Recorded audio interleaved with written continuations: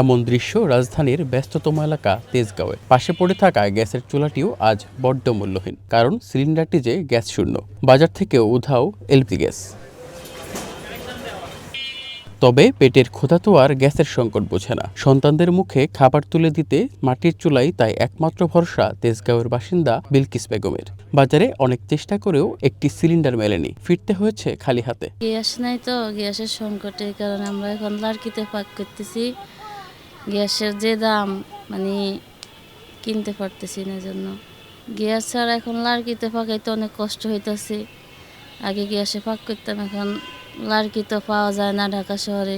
প্রায় এক সপ্তাহ ধরে অজানা কারণে রাজধানীসহ সারা দেশে এলপিজি সংকটে ব্যাহত হচ্ছে রান্নার কাজ। এর মধ্যে মরার উপর খাড়ার ঘা হয়ে যুক্ত হয় ব্যবসায়ীদের এলপিজি বিক্রি বন্ধের ঘোষণা। সরকার আর ব্যবসায়ীদের এমন রেষারেষিতে পিষ্ট সাধারণ মানুষ।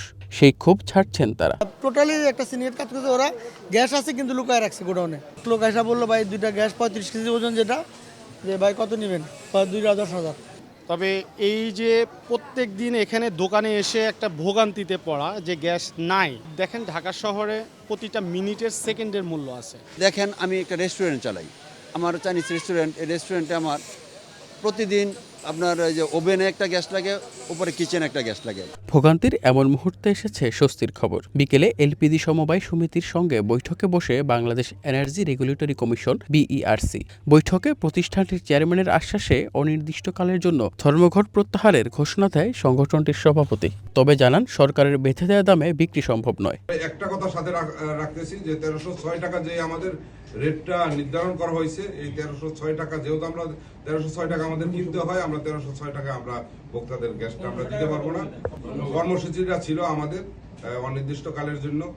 আমরা আগামীকাল থেকে ইনশাল্লাহ এই কর্মসূচি এখন থেকে আমরা এই কর্মসূচি স্থগিত করব।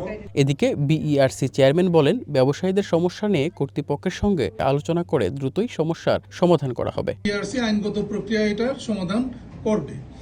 আর যেটা ওনারা উল্লেখ করেছেন, ভ্রাম্যমাণ আদালতের যে অভিযান, ভোক্তা অধিকারের যে অভিযান, এটা ভোক্তা অধিকারের অভিযান সম্পর্কে আমি সরাসরি বলতে পারবো না, এটা আপনারা জানেন। এটা বাট আমি যেটা বলছি যে আমি তাদের সঙ্গে কথা বলবো এবং এটুকু আস্থা রাখতে হবে আপনাদের। চলতি মাসের শেষ নাগাদ গ্যাস সংকটের সমাধানের আশ্বাস দিচ্ছে বিইআরসি। তবে ব্যবসায়ীদের নানা দাবির চাপে তা কতটুকু বাস্তবায়ন হবে সেটি এখন দেখার বিষয়। অভিজিৎ শান্ত, ওয়ান নিউজ, ঢাকা।